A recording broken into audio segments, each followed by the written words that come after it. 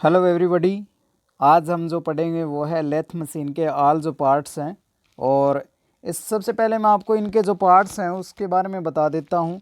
इसके बाद जो है इनका जो पूरी स्पेसिफिकेशन आपको करके इस वीडियो के अंदर दिखा दूँगा। तो सबसे पहले आपको जो स्क्रीन पे दिखाई दे रही होगी ये लेथ मशीन। तो एक बार दोस्तों आप एक काम कीजिए, वीडियो को लाइक कर दीजिए और जितने भी बच्चे देख रहे हैं वो जितने भी अपने ITI ग्रुप्स जो हैं उसमें इसको शेयर ज़रूर कर दीजिए, क्योंकि आने वाले एग्ज़ाम में लेथ का जो चैप्टर रहता है वो आपके लिए बेहतरीन साबित रहेगा। अगर आप इसे अच्छे से तैयारी कर लेते हो तो 100% इसके अंदर से 6 या 7 क्वेश्चन कम से कम मिनिमम, आ तो 10 भी सकते हैं इस चैप्टर के अंदर से क्वेश्चन, लेकिन 6 या 7 मैंने लगभग देखा है एग्ज़ाम के अंदर आपके ज़रूर आते हैं। तो आप इस वीडियो को एक बार लाइक कर दीजिए और जितने भी बच्चे देख रहे हैं जो तो वो शेयर ज़रूर कर दीजिए सबसे पहले। तो चलिए शुरू करते हैं आज का जो हमारा चैप्टर है लेथ मशीन के ऊपर। तो सबसे पहले पार्ट की बात करें, लेथ मशीन के पार्ट्स से पहले आपको मैं कुछ बता दूं कि इसका थोड़ा जो हिस्ट्री ऑफ लेथ देख लेते हैं। इतिहास क्या है, हिस्ट्री क्या है लेथ की। हिस्ट्री की बात करें तो लेथ को जो है सभी मशीन की जननी बोला जाता है। इम्पोर्टेंट नोट करने वाली बात है, जो भी बच्चा देख रहा है वो एक नोटबुक ज़रूर उठा ले साथ में। अगर एक वीडियो में ये कवर नहीं होता तो एक वीडियो और डाल देंगे, कोई बात नहीं। तो कुछ इम्पोर्टेंट बात जो है हिस्ट्री आपको याद होनी चाहिए, आपके एग्ज़ाम के अंदर आ सकती है। तो सबसे पहले खराद को जो है यानी कि लेथ मशीन को जो है सभी मशीन की जननी बोला जाता है। क्या बोला जाता है? जननी। और सबसे पहले मनुष्य ने जो था, इसके बारे में एक स्टोरी है, वो है भी सच। जो पुराने समय की बात करें उस समय बिजली नहीं होती थी और ना ही कोई ईंधन वगैरह या कोई इंजन की व्यवस्था नहीं थी। तो उस समय जो था दो पेड़ों के बीच में जो लकड़ी की नुकीली जो खूंटियों के मध्य यानी कि दो ये इस प्रकार से वृक्ष हो गए। और इसके अंदर क्या किया उन्होंने, एक मध्य लकड़ी के लट्ठे यानी कि एक लट्ठा हो गया लकड़ी का और ऊपर ये टहनी हो गई, कोई फ्लेक्सिबल ऐसे टहनी हो गई। तो उसको यहाँ पे पिन डाल के कर दिया जाता था, यानी कि इन्हें हो ये इनका नाम हो गया पिन, ये हो गई पिन और इस साइड भी वुडन पिन। तो ये करने के बाद क्या होता था कि वृक्ष के अंदर जो ये डाल दिया इस तरह से ये जॉब हो गई। और ऊपर ये जो टहनी है इसके यहाँ जॉब पर रस्सी इस तरह लपेट कर इसके ऊपर से कर कर ये रोप हो गई यानी कि रस्सी हो गई। और यहाँ पे जो टूल रेस्ट का काम किया जाता था।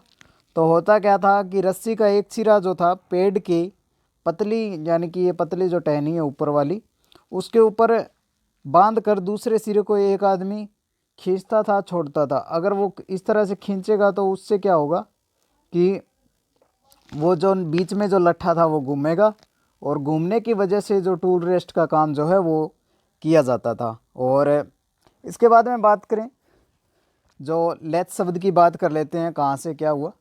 अंग्रेजी में लट्ठे या फिर पेड़ के तने को लथ, आप देख लीजिए, लथ कहा जाता है अंग्रेजी के अंदर। एक या लट्ठे या फिर पेड़ के तने को क्या कहा जाता है? लठ कहा जाता था। अतः इसी लेथ शब्द से लेथ शब्द का जन्म हुआ था। यानी कि अगर आ जाए आपका क्वेश्चन ज़रूर आ सकता है, आप अच्छे से देखते रहिए। लेथ शब्द जो है वो अंग्रेजी में लट्ठे शब्द को क्या बोलते हैं? LATH बोलते हैं। और इसी शब्द से जो है लेथ शब्द का निर्माण हुआ था। और फिर बात करें क्या हुआ, हिस्ट्री की चल रही है ये खराद की हिस्ट्री। 1700 के अंदर, सन 1700 की बात है, आपको कहीं नहीं मिलेगी ये जानकारी, देखते रहिए। सन 1700 ईस्वी में क्या हुआ, चूड़ी काटने वाली खराद को आविष्कार हुआ था। ये आ सकता है क्वेश्चन। सन 1700 ईस्वी में नोट करते रहिए, पहली जो थी चूड़ी काटने वाली खराद का आविष्कार हुआ था। इसके कार्य का सिद्धांत क्या था कि दो स्तंभों यानी कि दो पिलर हो गए और उसके मध्य बांधने तथा कार्य के समांतर जो है लीड स्क्रू द्वारा चूड़ियाँ काटी जाती थी। और उसके बाद क्या हुआ, 1800 ईस्वी की बात है, 1800 ईस्वी की बात है ये।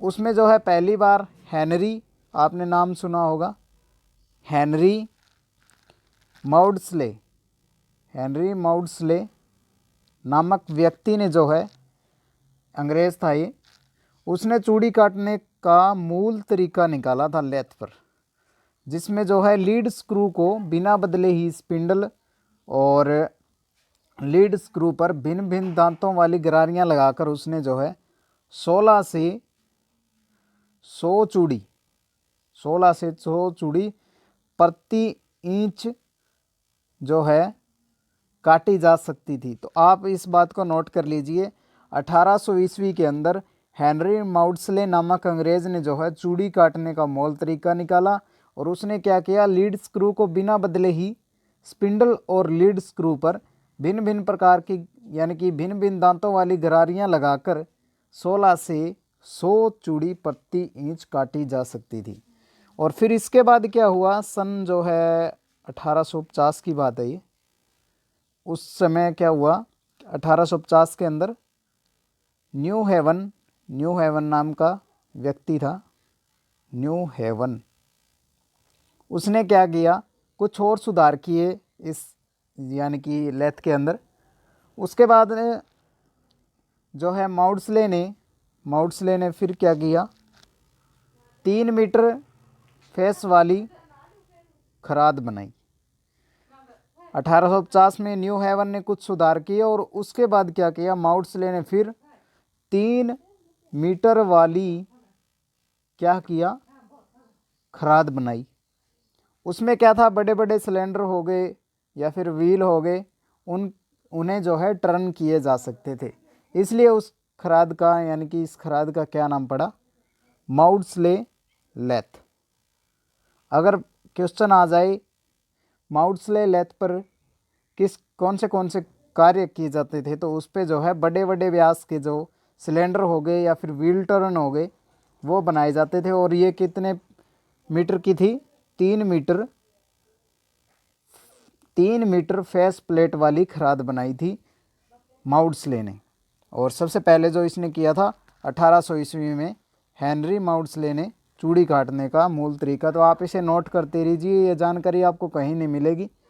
तो ये मैंने आपको हिस्ट्री बता दी। अब जो है एक काम करते हैं, ये जो आपको लेथ दिखाई दे रही है इसके जो पार्ट्स जो है वो मैं आपको दिखा देता हूँ, क्योंकि पार्ट्स के बगैर आप इसे नहीं समझ पाओगे। अगर पार्ट ही आपको नहीं आएंगे तो आप कुछ नहीं समझ पाओगे लेथ के अंदर। तो सबसे पहले आप देख लीजिए, ये साइड जो रहेगी इसकी, ये बायां बोलते हैं हम, और इस साइड जो रहेगा इसे हम क्या बोलेंगे, दायां। ये इसे याद रख लीजिए। और अब बात करेंगे, सबसे पहले बात करें गियर बॉक्स की। तो ये जो हो गया फर्स्ट, यहाँ पे ये जो दिखाई दे रहे हैं इसे बोलते हैं नॉर्टन गियर बॉक्स। नोट करते रहिए, Norton gear box.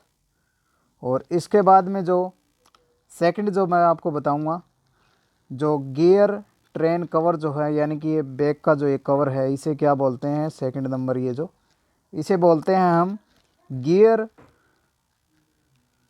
Train cover. Note करते रहिए, इसे बोलते हैं हम गियर ट्रेन कवर।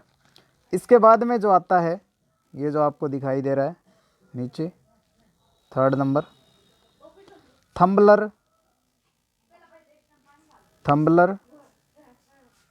गियर, और ये हो गया लीवर, इसे बोलते हैं हम थम्बलर गियर लीवर।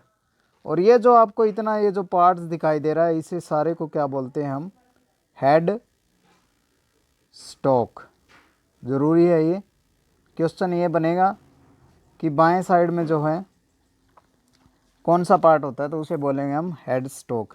इसके बाद में बात करें, जो आपको ये दिखाई दे रहा है इसे हम बोलेंगे, क्या बोलेंगे, चक। और ये कौन सा चक दिखाई दे रहा है, 3 जात चक, ये होता है चक। और इसके जो आगे ये जो दिखाई दे रहे हैं इसे हम बोलते हैं प्लेट्स, यानी कि चक प्लेट्स बोलते हैं इसे। और इसके बाद में बात करेंगे जो नेक्स्ट जो रहेगा, इसके बाद ये आपको दिखाई दे रहा है जो व्हील बोलते हैं इसे, ये रहा, इसको क्या बोलते हैं, जो गोल दिखाई दे रहा है आपको इसे बोलते हैं हम apron hand wheel, hand wheel क्या बोलते हैं इसे, एप्रन, हैंड व्हील, और या फिर क्या बोल सकते हैं हम,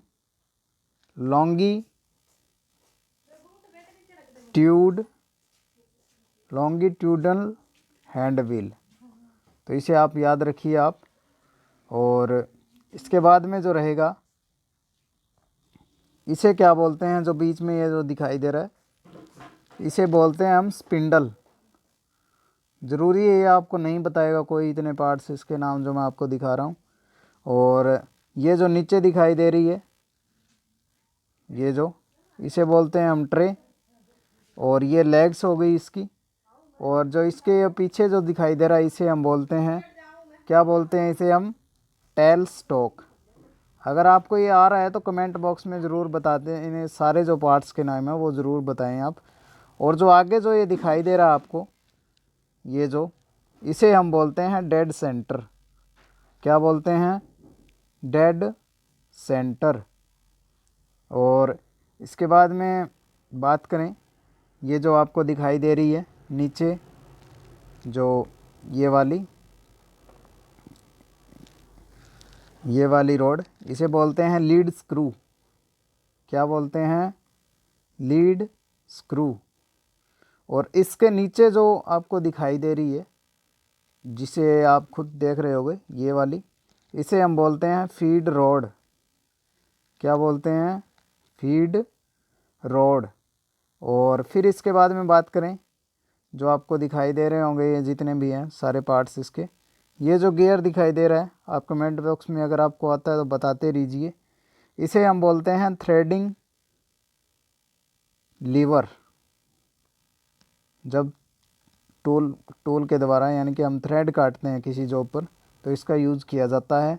और ये जो दिखाई दे रहा है आपको, ये एक और हैंडल, इसे हम बोलते हैं cross feed handle, cross feed handle. Note करते रहिए साथ साथ में। और जो आपको ये जो ऊपर ये जो दिखाई दे रहा है, ये वाला, इसे हम बोलते हैं टूल पोस्ट। और ये आप समझ गए होंगे, इसे टॉर्च बोलते हैं, ताकि जो हम जॉब पर काम कर रहे हैं उसे अच्छे से हम देख पाएँ।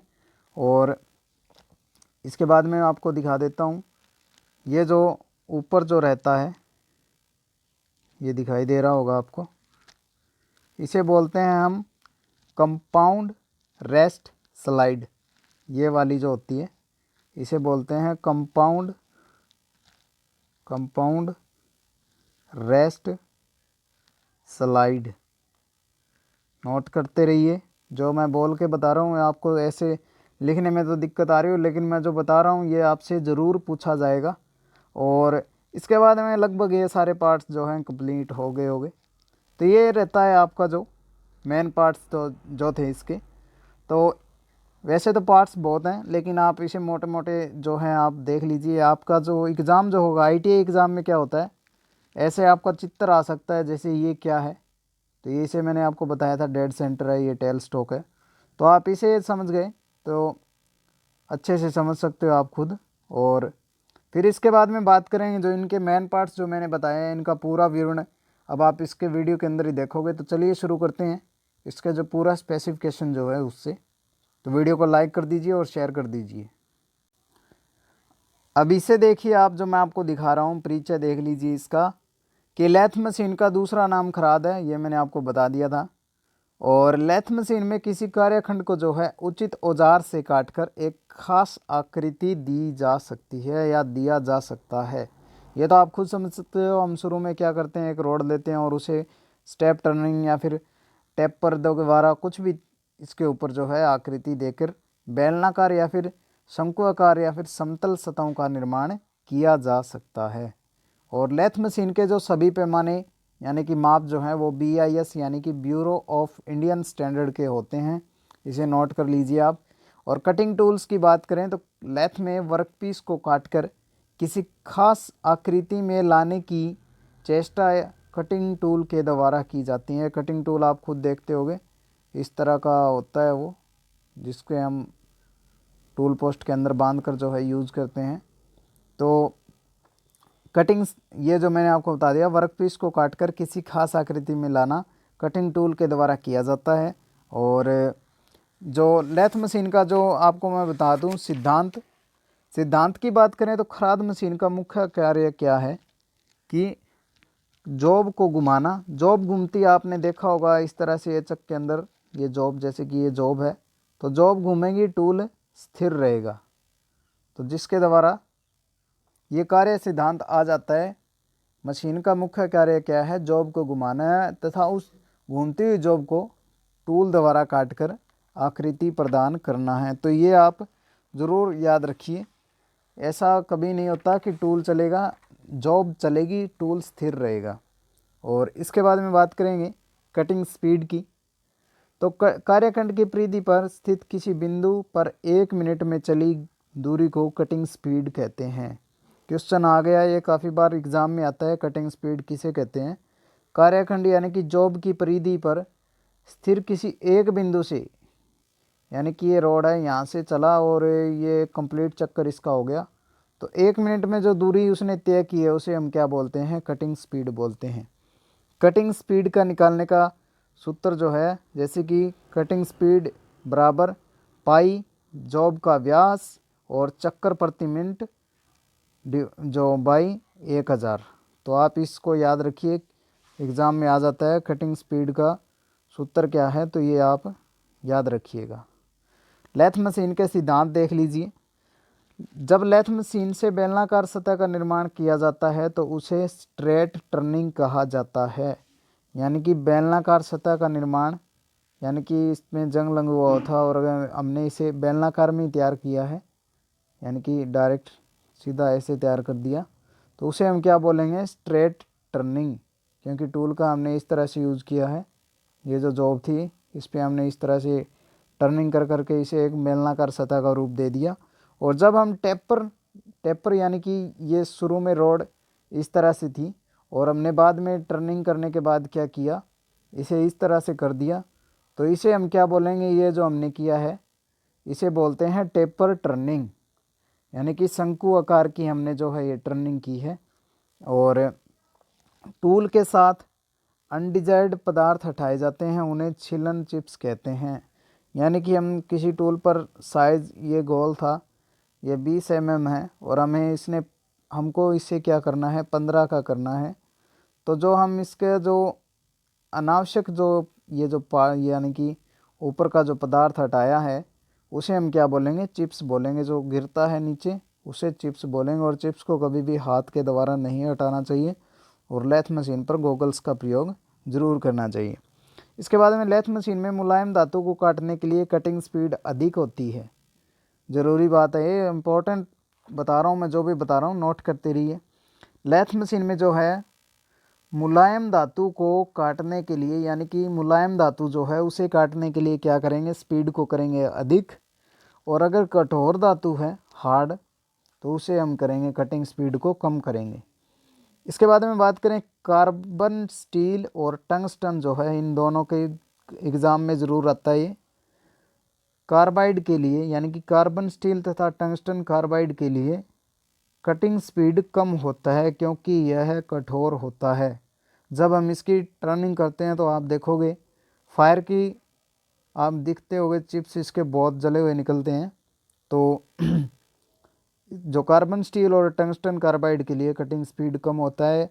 एग्ज़ाम में क्वेश्चन बनेगा डैश डैश डैश, यानी कि खालिस्तान, कौन से टूल के लिए कटिंग स्पीड कम होता है। नीचे आपको ऑप्शन मिलेंगे, कार्बन स्टील तथा कार्बाइड स्टील, नीचे ऑल ऑफ द एबव, तो आपको ऑल ऑफ द एबव पर क्लिक करना होगा।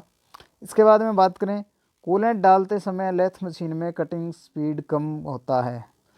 ये क्वेश्चन आते हैं इस तरह से ही कि कूलेंट डालते समय लेथ मशीन में कटिंग स्पीड ज़्यादा या कम होती है, तो आपको कम करना है। और कूलेंट डालने पर लेथ मशीन में कटिंग स्पीड को बढ़ाया जा सकता है क्योंकि शीतलक कूलेंट डालने पर कटिंग टूल जो है प्रसारित होकर नहीं टूटेगा, वो फिर से ठीक हो जाता है। लेथ के भाग मैंने आपको बता दिए। इसके बाद में बात करेंगे जो है इसके पार्ट्स जो थे, मैंने आपको इसके पार्ट बताए थे, bed, tail stock, head stock, carriage और legs, feed mechanism, feed rod, lead screw, apron. तो इन सब का जिक्र अब आपको विशेषतापूर्ण से मिलेगा, यानी कि पूरे तरीके से। तो सबसे पहले बात करेंगे लेथ बेड के बारे में। लेथ बेड के बारे में बात करेंगे। ये होता है लेथ बेड, जो कि सबसे मुख्य हिस्सा होता है। और एक्यूरेसी जो है, लेथ की एक्यूरेसी किस पर निर्भर करती है? लेथ बेड पर ही निर्भर करती है। तो लेथ बेड की धातु की बात करें तो ये होता है कास्ट आयरन का बना हुआ होता है। लेथ बेड जो है कास्ट आयरन का बना हुआ होता है। और लेथ की एक्यूरेसी मैंने आपको बताया था, लेथ बेड पर ही निर्भर करती है। और लेथ बेड का भाग जो है, head stock, tell stock, motor आदि को मजबूत आधार प्रदान करना, लेथ बेड का उपयोग यही है। क्योंकि लेथ जब आप देखते हो, आप खुद देखते हो अपने ITI इंस्टीट्यूट के अंदर, ये लेथ हो गई और इसके ऊपर बाद में इधर मोटर, ये हेड स्टॉक हो गया, इधर टेल स्टॉक हो गया। तो सारा जो है आधार जो है इस बेड पर ही होता है। लेथ बेड का काम नियंत्रित गाइडेड मार्ग प्रदान करना। और इसके बाद में बात करेंगे टेल स्टॉक की, यानी कि ये आपको दिखाई दे रहा है, ये जो है टेल स्टॉक है। टेल स्टॉक के बारे में देख लेते हैं। इसे लूज हेड स्टॉक या पपिट हेड भी कहा जाता है। इसे आप नोट करते रहिए, एग्ज़ाम में आपका आ सकता है टेल स्टॉक का दूसरा नाम। तो ये हो गया लूज हेड स्टॉक और पपिट हेड स्टॉक भी कहा जाता है। इसके बाद में बात करेंगे, यह जो है कास्ट आयरन का बना हुआ होता है। नोट करते रहिए, कास्ट आयरन का बना हुआ होता है। जॉब के बाईं ओर हेड स्टॉक तथा दाईं ओर टेल स्टॉक होता है। मैंने आपको बताया था, ये जैसे लेथ हो गई तो इस साइड जो बाईं ओर जो है ये हेड स्टॉक है और दाईं ओर जो है टेल स्टॉक है। और टेल स्टॉक को गाइडवे की सहायता से लेथ बेड पर आगे पीछे किया जाता है। आप देखोगे अपने लेथ बेड पर इस तरह से ये छोटी छोटी ये जो दी होती है, इस साइड भी आपको मिलेगी देखने को। तो इसके इन्हें जो क्या बोलते हैं, हम गाइडवे बोलते हैं। और इसी की सहायता से आगे पीछे ये चलता है। यह जॉब के दूसरे सिरे एंड को मजबूत आधार प्रदान करता है। यानी कि अगर वर्कपीस जो है वो काफ़ी बड़ा है तो उसे आधार प्रदान करने के लिए हम टेल स्टॉक का यूज़ करेंगे। और इसका यूज़ जो है जॉब के फेस में छिद्र, यानी कि ड्रिलिंग बोरिंग करने के लिए हम इसका यूज़ करते हैं। और लेथ मशीन में हेड स्टॉक में लाइव सेंटर होता है, ये ज़रूर देखते रहिए। लेथ मशीन में ये जो इस साइड हेड स्टॉक जो होता है और इस साइड ये टेल स्टॉक हो गया, ये लेथ मशीन होगी। तो हेड स्टॉक में यहाँ क्या होगा, लाइव सेंटर। और टेल स्टॉक में क्या होता है, डेड सेंटर। एग्ज़ाम में आता है लाइव सेंटर कहाँ पर होता है, तो आपको एग्ज़ाम में टेल स्टॉक नहीं डालना है, हेड स्टॉक डालना है। काफ़ी बच्चे ये गलत कर देते हैं। हेड स्टॉक में क्या होता है, लाइव सेंटर होता है। और टेल स्टॉक में क्या होता है, डेड सेंटर होता है। डेड सेंटर जॉब के साथ नहीं घूमता। आप याद रखिए, डेड सेंटर जो है वो जॉब के साथ नहीं घूमता और लाइव सेंटर जो है वो जॉब के साथ घूमता है। आप एक नोटबुक में नोट करते रहिए, ये आपको किसी भी बुक में नहीं मिलेगी। इम्पोर्टेंट नोट्स हैं मेरे पास ये। और इसके बाद में बात करें, टेल स्टॉक को हैंडव्हील के द्वारा आगे पीछे किया जाता है। आपने देखा होगा टेल स्टॉक के पीछे जो हैंडल होता है उसे हम जब घुमाते हैं तो ये आगे की तरफ चलता है और वापस इस तरह से फॉरवर्ड करते हैं तो ये आगे पीछे ऐसे चलता है। टेल स्टॉक की सहायता से टेपर टर्निंग किया जाता है। याद रखिए, टेल स्टॉक की सहायता से टेपर टर्निंग किया जाता है। टेल स्टॉक की सहायता से डेड सेंटर को समायोजित किया जाता है, एडजस्ट किया जाता है। ये थी बात। और इसके बाद में बात करेंगे हेड स्टॉक की। ऊपर टेल स्टॉक हमारा हो गया, हेड स्टॉक की बात कर लेते हैं। हेड स्टॉक जो है कार्यखंड के बाईं ओर होता है, बता दिया मैंने। यह चक तथा फेस प्लेट को क्या है, धारण करता है। हेड स्टॉक गति मैकेनिज्म तथा ड्राइव मैकेनिज्म को चलाता है। ये याद रखिए, हेड स्टॉक जो है स्पीड और ड्राइव मैकेनिज्म को चलाता है। ये हेड स्टॉक हो गया, आपको मैंने बताया था हेड स्टॉक। ये आगे वाला चक हो गया, ये टूल पोस्ट हो गया। तो ये आप देख लीजिए, compound rest, tell stock, bed, lead screw, ये सारी जो मैंने आपको बताई थी। और ये इतने पार्ट को हम बोलते हैं कैरिज। और हेड स्टॉक में 3 भाग होते हैं। सबसे पहले जॉब होल्डिंग डिवाइस, यानी कि जहाँ पे जॉब को होल्ड किया जाता है, पकड़ा जाता है, ड्राइव मैकेनिज्म और मैन स्पिंडल। तो मैन स्पिंडल की बात करें, आपको मैंने बताया था यहाँ पे ये जो है स्पिंडल है और यहाँ पे जॉब पकड़ी जाती है, और ये जो था वो पूरा ड्राइव मैकेनिज्म है। इसके बाद में बात करें जॉब होल्डिंग डिवाइस की। जॉब होल्डिंग डिवाइस क्या है? जो कार्यखंड को पकड़ता है। मैंने बताया था आपको, जॉब पकड़ता है जहाँ से चक के अंदर जो हम जॉब पकड़ाते हैं उसे क्या बोलते हैं? Job holding device. और ये कौन से हैं? जैसे कि 4 जा चक हो गया, 3 जा चक, 2 जा चक, फेस प्लेट, कॉलेट चक, मैंड्रिल, मैग्नेटिक चक और हाइड्रोलिक चक। इसके बाद में बात करते हैं हम 4 जा चक की। अब 4 जा चक क्या है? इसकी देख लीजिए, इस तरह से होता है 4 जा चक, और सबसे बढ़िया यही होता है कार्य के अनुसार। अगर अच्छी एक्यूरेसी चाहिए तो इसे अच्छा होता है, क्योंकि इसके अंदर ये 4 जबड़े आपको दिखाई दे रहे हैं, 4 जबड़े होते हैं ये। और इसके द्वारा हम किसी भी आकार की वस्तु को किसी भी अक्ष पर घुमाने के लिए पकड़ सकते हैं, और यह वृत्ताकार होता है और कास्ट आयरन का बना होता है। तो ये आपने देखा, ये किसका बना होता है? कास्ट आयरन का बना होता है। और 4 जा चक का दूसरा नाम क्या है? डॉग चक नाम है। नोट करते रहिए, 4 जा चक का दूसरा नाम क्या है? डॉग चक नाम इसका दूसरा है। इस चक में जबड़ों के घिसने के बाद भी शुद्धता बनी रहती है। अगर जबड़े घिस भी जाएं, यानी कि ये 4 जबड़े होते हैं इसके अंदर, ये जो हैं, अगर घिस भी जाएं तो भी शुद्धता बनी रहती है। इसके द्वारा भारी कार्यों को किया जाता है। आप खुद समझ सकते हैं, 4 जबड़ों की पकड़ने की शक्ति ज़्यादा होती है, और इसके द्वारा भारी कार्यों को किया जाता है। इस चक में एक वृत्ताकार छिद्र होता है जिसकी सहायता से जबड़ों को ऊपर नीचे किया जाता है। आप देखोगे इस चक के ऊपर, यानी कि ये जो चक हो गया और ये चक है ऐसे, तो ऊपर ये जो छिद्र मिलेंगे, यहाँ पे हम जो है हैंडल का यूज़ करके इसको जो है अच्छी एक्यूरेसी के अंदर जॉब को बांधते हैं। इस चक में इनके जबड़ों को उल्टा करके भी लगाया जा सकता है इसके अंदर। और क्वेश्चन बनेगा, कौन से चक में जबड़ों को उल्टा करके लगाया जा सकता है? तो आपको लिखना होगा 4 जा चक। अगर 4 जा चक ना मिले वहाँ पे, तो आपको डॉग चक भी लिखा हुआ मिल सकता है, तो आपको उस पर क्लिक करना है। इसके बाद में बात करेंगे 3 जा चक। इसे 3 जा चक को हम क्या बोलते हैं? एक नाम और है इसका, सेल्फ सेंटरिंग चक, यानी कि अपने आप इसका सेंटर निकल जाता है। और असमान सतहों के जॉब को 3 जा चक के द्वारा नहीं पकड़ा जा सकता। अगर कोई जॉब टेढ़ी मेढ़ी है तो उसे हम 3 जा चक में नहीं पकड़ सकते, उसके लिए 4 जा चक के अंदर सेंटर निकालना पड़ता है। 3 जा चक में बेलनाकार या षटभुजकार सतहों को पकड़ा जा सकता है, और 3 जा चक को उल्टा नहीं किया जा सकता, यानी कि इसके उल्टे नहीं किए जा सकते। इसके जबड़े घिसने का प्रभाव शुद्धता पर पड़ता है, इसलिए इसमें एक्यूरेटिंग सेटिंग नहीं होगा। और इसका साइज जो है प्रत्येक जा के थिकनेस के द्वारा निर्धारित किया जाता है।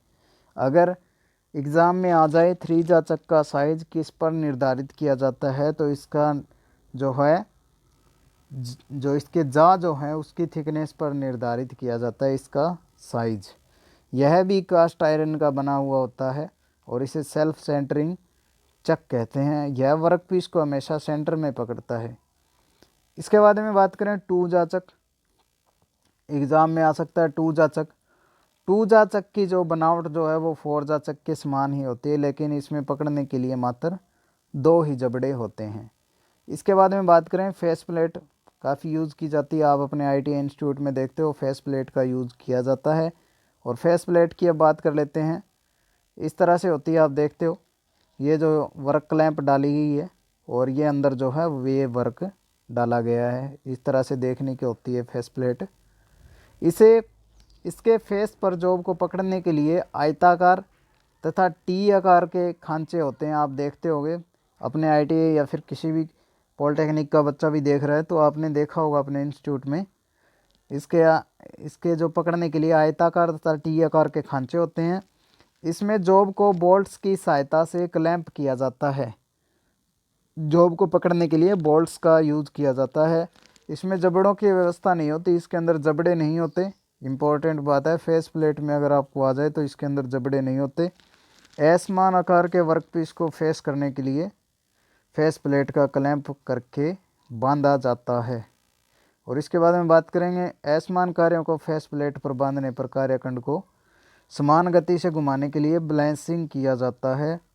और फेस प्लेट को हेड स्टॉक स्पिंडल पर पकड़ा जाता है। इम्पोर्टेंट क्वेश्चन बन सकता है ये यहाँ से। फेस प्लेट को किसके द्वारा पकड़ा जाता है? हेड स्टॉक स्पिंडल के द्वारा। इसके बाद में बात करें फेस प्लेट की सहायता से जो अनियमित आकार के वर्कपीस जो हैं उनकी टर्निंग की जा सकती है। तो फेस प्लेट का हम किस लिए यूज़ करते हैं? अनियमित आकार के वर्कपीस की टर्निंग के लिए यूज़ करते हैं। और इसमें कई प्रकार के स्लॉट्स जो हैं वो कटे होते हैं। इसके बाद में बात करेंगे कोलेट चक की। आपने देखा होगा इस तरह से होता है। और अब मैं दिखा देता हूँ कोलेट चक के बारे में, आप देखते रहिए।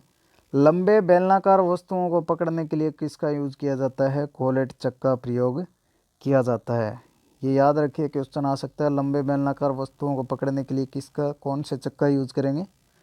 कोलेट चक का यूज़ करेंगे। और अनियमित आकार की जॉब को पकड़ने के लिए जो फेस प्लेट का यूज़ करेंगे। अब बात करेंगे कोलेट चक के से वस्तु को पकड़ने पर उस पर कोई निशान नहीं बनता। और कोलेट चक एलॉय स्टील का बना हुआ होता है। बाकी चक की बात करें तो वो कास्ट आयरन के थे, लेकिन ये जो है एलॉय स्टील का बना होता है। इसका उपयोग जो है वृत्ताकार और वर्गाकार जॉब या फिर षटभुजाकार जॉब के लिए कोलेट चक का प्रयोग किया जाता है। इसके बाद में बात करेंगे मैंड्रिल।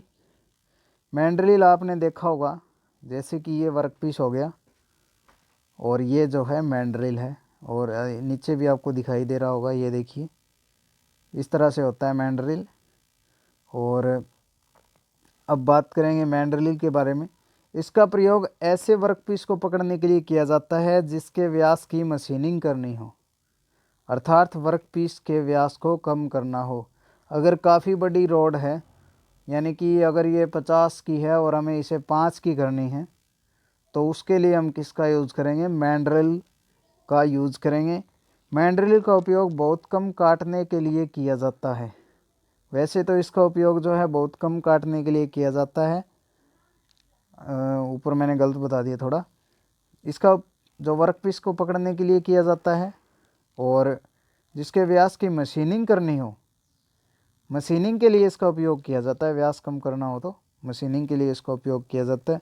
जब खोखला हो और उसकी समस्त लंबाई में टर्न करना हो तो मैंड्रिल का उपयोग किया जाता है।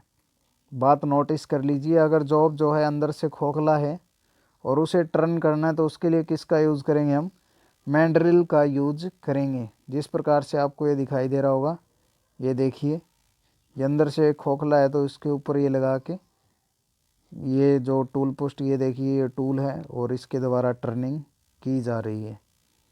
तो मैंड्रिल को उपयोग से बार बार सेंटरिंग करने से बचा जा सकता है। बार बार सेंटर करने की ज़रूरत नहीं पड़ती आपको जॉब की।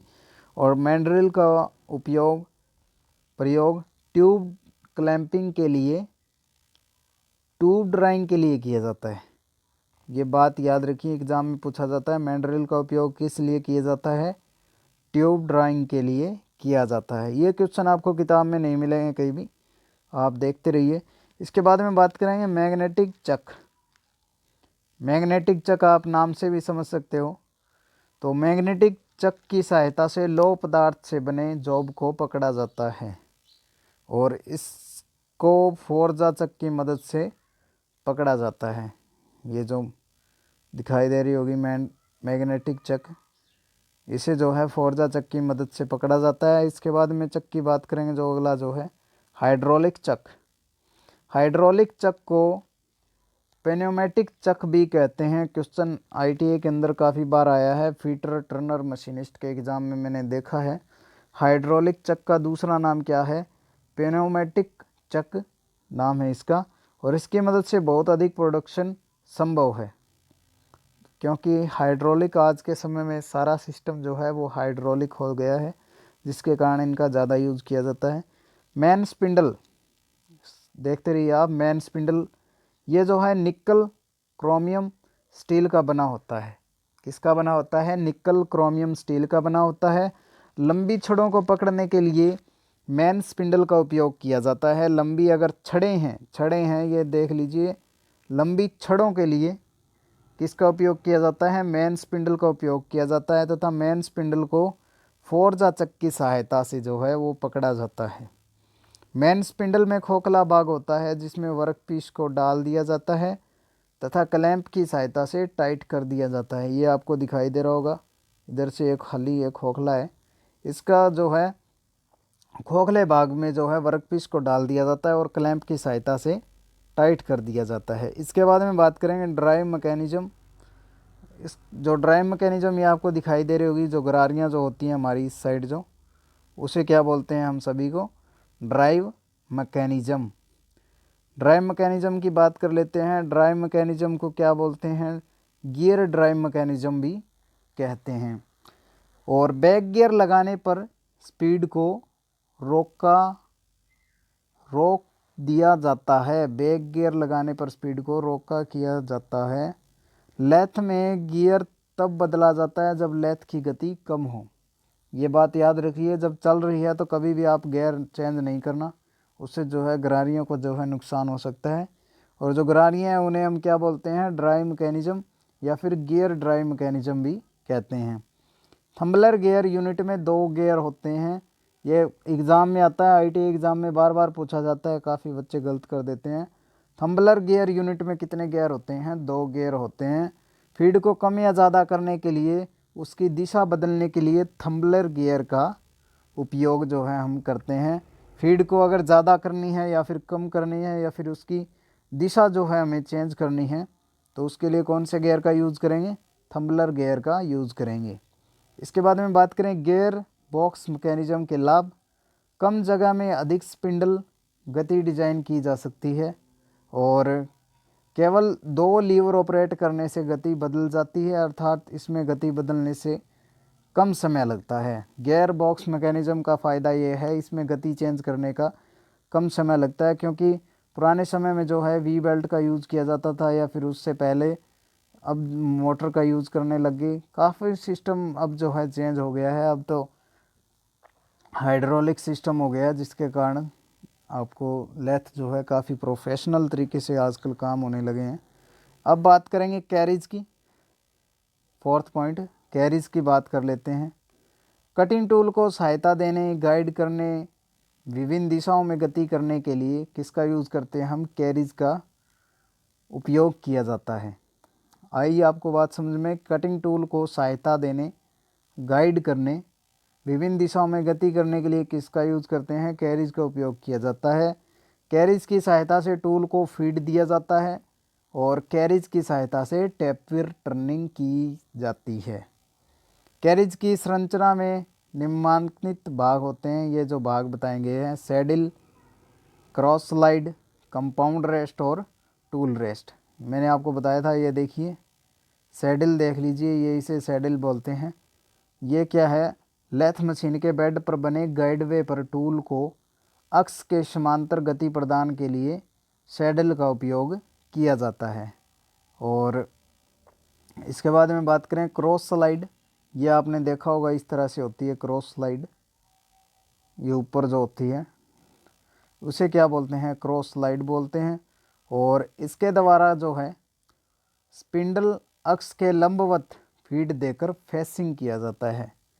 फेसिंग किसके द्वारा किया जाता है? आपको मैंने दिखा दिया। ये क्रॉस स्लाइड के द्वारा हम क्या करते हैं? फेसिंग करते हैं।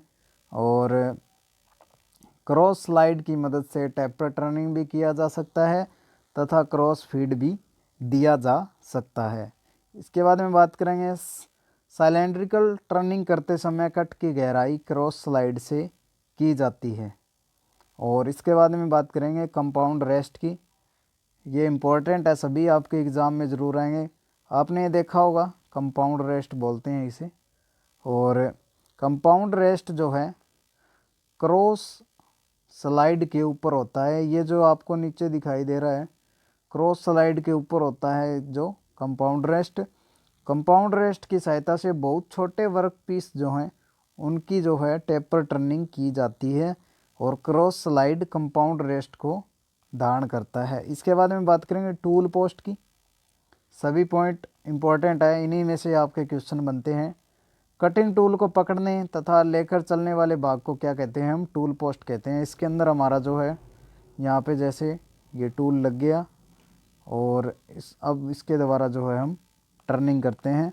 और लेथ मशीन के उपसाधन वैसा पार्ट होता है जो लेथ मशीन के कार्य क्षमता को बढ़ा देता है और उपसाधन का उपयोग कार्यखंड को पकड़ने तथा गाइड करने में होता है। अब बात करेंगे लेथ मशीन के जो उपसाधन है उनके नाम। फर्स्ट पे जो है centres, rest, threading, cutting dial, stocks, attachments, और इसके बाद में जो बताया गया है ये सारा जो। और सेंटर्स की बात कर लेते हैं। सबसे पहले दो सेंटर के मध्य लंबे बेलनाकार जॉब को सेंटर की मदद से पकड़ा जाता है। दो सेंटर के मध्य यानी कि ये दो सेंटर जैसे हो गए, उनके मध्य लंबे बेलनाकार यानी कि लंबे बेलनाकार जो है सेंटर की मदद से पकड़ा जाता है। ये देखिए आपको चित्र दिखाई दे रहा होगा और चित्र के माध्यम से आप देख सकते हो। सेंटर का पॉइंट, ये क्वेश्चन बनता है। सेंटर का पॉइंट जो है 60 डिग्री, 75 डिग्री और 90 डिग्री कोण का हो सकता है। सेंटर के लाइफ बढ़ाने के लिए इसके पॉइंट को हाई स्पीड स्टील का बनाया जाता है तथा टिप जो है टंगस्टन कार्बाइड चढ़ाया जाता है। अब आप इस पॉइंट को नोट कर लीजिए, हर बार एग्ज़ाम में आता है कि सेंटर की जो टिप है वो किस धातु की बनी होती है या फिर उस पर क्या चढ़ाया जाता है, तो उस पर जो है टंगस्टन कार्बाइड चढ़ाया जाता है। और सेंटर जो कि उसका पॉइंट जो है वो हाई स्पीड स्टील का होता है, HSS का होता है, और टिप जो है टंगस्टन कार्बाइड की होती है। लाइव सेंटर के नोज का शीर्ष जो है वो 60 डिग्री होता है। लाइव सेंटर का नोज का शीर्ष जो है वो कितने डिग्री होता है? 60 डिग्री होता है। और लाइव सेंटर की तुलना में डेड सेंटर अधिक घिसता है, और क्योंकि इसमें गति कम होने के कारण घर्षण अधिक होता है। इसके बाद में बात करेंगे रेस्ट। लेथ मशीन पर लंबे कार्यखंड की टर्निंग करते समय टेढ़ा होने से बचाने के लिए रेस्ट का उपयोग किया जाता है। ये चित्र के माध्यम से आप देख लीजिए, ये आपको रेस्ट दिखाई दे रहा होगा। रेस्ट का प्रयोग उस कार्यखंड के लिए करेंगे जिसकी लंबाई उसके व्यास के 10 गुने से अधिक हो। और रेस्ट के प्रकार जो हैं 2 प्रकार होते हैं, एक होता है स्टडी रेस्ट और एक होता है फ्लोवर रेस्ट। अब बात करते हैं स्टडी रेस्ट की। स्टडी रेस्ट लेथ बेड पर एक स्थान पर स्थिर रहता है और स्टडी रेस्ट के नीचे का आधार जो है वो कास्ट आयरन और कार्बन स्टील का बनाया जाता है। आप नोट करते लीजिए, हर पॉइंट आपके एग्ज़ाम में ना आए तो फिर बोलना। तो स्टडी रेस्ट के नीचे का आधार जो है वो कास्ट आयरन का होगा या फिर कार्बन स्टील का होगा। और स्टडी रेस्ट में जाग की संख्या 3 होती है। अब क्वेश्चन बन सकता है स्टडी रेस्ट में जाग कितने होते हैं, तो 3 होते हैं। और नीचे का आधार किस धातु का बना होता है?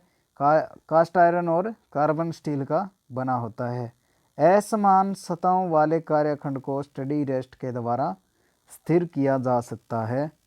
और फ्लोवर रेस्ट की बात करते हैं। यह रेस्ट कैरिज के सैडल पर लगाया जाता है तथा कैरिज के साथ साथ चलता है। इसे नोट कर लीजिए। फ्लोवर रेस्ट जो है कैरिज के सैडल पर लगाया जाता है। कैरिज मैंने आपको बता दिया, लेथ के बीच में जो कैरिज होता है उसके सैडल पर लगाया जाता है और कैरिज के साथ साथ ये चलता है। फ्लोवर रेस्ट कार्बन स्टील का बना होता है या फिर कास्ट आयरन का बना होता है, जो समान सतहों वाले कार्यखंड के लिए उपयोगी होता है। रेस्ट के टिप टंगस्टन कार्बाइड अटैचमेंट किया जाता है। और तो ये इसके बाद मैं बता दूं, कटिंग ऑपरेशन आ जाते हैं। तो आज के लिए आपके लिए काफ़ी रहेगा ये इतना। आपको मैंने लेथ का ये करवाया है और उम्मीद है मैंने जो बताया आपको अच्छे से समझ में आया होगा। कल जो है लेथ मशीन के जो है आपके लिए क्वेश्चन ले आऊँगा या फिर जो ऑपरेशंस होते हैं वो सभी ऑपरेशंस पर वीडियो डाल देंगे लेथ मशीन के लिए। तो आपने जो देखा वो आज का ये था कि आप लेथ मशीन के बारे में मैंने आपको जो बताया वो आपको अच्छा लगा होगा। और लेथ मशीन के जो पार्ट्स थे उसका जो यानी कि लेग्स जो हो गए, लेग्स भी जो है डलवा लोहे के बने होते हैं। और ट्रे जो है वो सीट की बनी होती है, एक यानी कि एक चिप पेन लगी होती है जिसे हम ट्रे बोलते हैं। और आधार भी जो है वो डलवा लोहे का बॉक्स नुमा आकार का होता है। तो ये मैंने जो आपको बताया, ये आप कल से जो है इसके जो क्वेश्चन करवा देंगे हम, इम्पोर्टेंट क्वेश्चन जो रहेंगे आपके एग्ज़ाम में। और उम्मीद है मैंने जो आपको बताया वो अच्छे से समझ में भी आया होगा आपको। कल से जो है आपको वाइट बोर्ड पे करवा दूंगा। और आज के लिए माफ़ी चाहूँगा, मैंने आपको इस प्रकार से कराया, लेकिन उम्मीद है मैंने जो आपको कराया वो आपको एग्ज़ाम में ज़रूर देखने को मिलेगा। और एक बार आप वीडियो को फिर से इसे देख लेना। अगर आप इस वीडियो को 2-3 बार देख लोगे तो इसमें से आपको एग्ज़ाम के अंदर ज़रूर क्वेश्चन जो हैं वो देखने को मिलेंगे। और ऐसी ही आपकी थ्योरी क्लासेस जब डेली होती रहेगी, सेकेंड ईयर के स्टूडेंट्स जो देख रहे हैं, फिटर, टर्नर, मशीनिस्ट, या फिर कोई भी स्टूडेंट है, यानी कि लेथ मशीन का चैप्टर जो है वो सभी के लिए, मैकेनिकल ट्रेड के लिए इम्पोर्टेंट रहता है। और उनके लिए ही ये वीडियो मैंने डाली है। और कल जो है इस पर अच्छे से आपको करवाया जाएगा। तो आज के लिए बस इतना ही। और अगर आप चैनल पर नए हो तो चैनल को ज़रूर सब्सक्राइब कर लीजिए। और वीडियो को अभी तक लाइक नहीं की तो लाइक भी कर दीजिए। और देखने के बाद इस वीडियो को ज़रूर शेयर कर दीजिए अपने, यानी कि यार, मित्र, फ्रेंड जो भी हैं आपके, उनके पास ज़रूर इस वीडियो को शेयर कीजिए ताकि वो भी अपने एग्ज़ाम की प्रिपरेशन जो है वो अच्छे से कर सकें और बेहतरीन परिणाम लेके आ सकें। तो आज के लिए बस इतना ही। वीडियो को लाइक, शेयर और चैनल को ज़रूर सब्सक्राइब कर लीजिए। धन्यवाद। मिलते हैं कल।